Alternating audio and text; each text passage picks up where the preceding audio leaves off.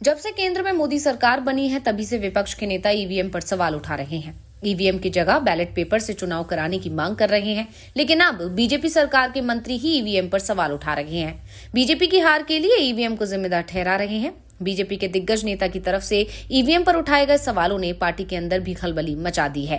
जी हां, मध्य प्रदेश में बीजेपी सरकार के मंत्री रामनिवास रावत को कांग्रेस के मुकेश मल्होत्रा 7,228 वोटों के अंतर से हरा दिया है। इसके बाद रावत ने अपनी हार को ईवीएम की हार बताया है। दोबारा से मतगणना की मांग कर दी है। रावत के समर्थकों ने तो वीवीपैट की पर्ची गिने जाने की बात तक कह दी है।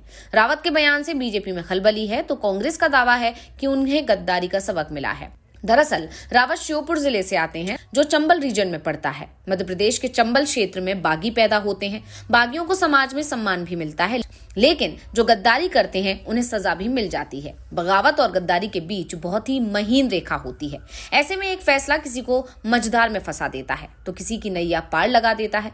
करीब 5 साल पहले ज्योतिरादित्य सिंधिया ने कांग्रेस से बगावत की थी और उनके साथ करीब 2 दर्जन विधायकों ने भी बगावत कर दी थी, जिन्हें 1 साल पहले ही जनता ने चुनकर भेजा था। उन विधायकों ने इस्तीफा दे दिया था। सिंधिया के साथ बगावत करने वाले अधिकांश विधायक चंबल रीजन के ही थे और जब वो विधायक इस्तीफा देने के बाद बीजेपी की टिकट लेकर चुनाव मैदान में उतरे तो ज्यादातर को जनता ने बुरी तरह से हरा दिया। कुछ जीते भी तो जीत का अंतर बहुत कम था जो 5 साल पहले हुआ था।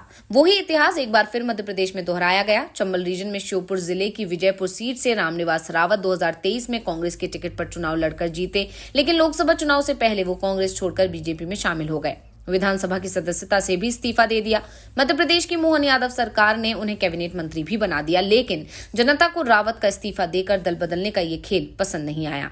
जब रावत के पास कोई पद नहीं था तो उस समय जनता ने भारी मतों से चुनाव जिता दिया, लेकिन जब वो मंत्री थे तो उन्हें जबरदस्त मात दे दी।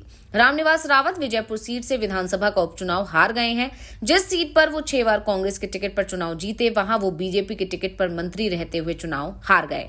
कांग्रेस ने चुनाव प्रचार के दौरान उनके दल बदल को बड़ा मुद्दा बनाया। चुनाव के दौरान कांग्रेस नेताओं ने रावत को वफादारी बदलने वाला कहा, उनके खिलाफ माहौल बनाया। आदिवासी और ग्रामीण मतदाताओं में दल बदल को लेकर पहले से ही असंतोष था और यह असंतोष इतना गहरा गया कि मुख्यमंत्री डॉक्टर मोहन यादव, भाजपा प्रदेश अध्यक्ष वी.डी. शर्मा और अन्य बड़े नेताओं के विजयपुर में सक्रिय प्रचार के बावजूद जनता का समर्थन रावत को नहीं मिल सका। वैसे रावत को सबक सिखाने के लिए कांग्रेस ने भी अपनी पूरी ताकत झोंक दी थी। कांग्रेस ने न केवल सही उम्मीदवार चुना बल्कि जमीन पर भी प्रभावी ढंग से काम किया। कांग्रेस के स्थानीय दिग्गज नेताओं ने उपचुनाव की तारीख घोषित होने से पहले ही विजयपुर में डेरा डाल लिया था। यही नहीं, कांग्रेस प्रदेश अध्यक्ष जीतू पटवारी ने भी विजयपुर में फोकस किया। वो विजयपुर में लगातार रैली, जनसंपर्क और जनसभाओं में शामिल हुए। कांग्रेस के मैनेजमेंट और टीम वर्क के जरिए कांग्रेस ने मध्य प्रदेश सरकार के मंत्री को हराकर जीत हासिल की। रावत के पार्टी बदलने से उनके समर्थकों और जनता ने इसे पसंद नहीं किया। ये भी हार का बड़ा कारण रहा। अब वो हार के पीछे ईवीएम को दोष दे रहे हैं, जबकि हकीकत तो ये है कि 1 साल पहले ही जनता ने उन्हें 6वीं बार विधायक बनाया था, लेकिन उन्हें वोट बदलने के लिए नहीं दिया था। रावत ने दल बदला तो जनता ने भी मन बदल लिया।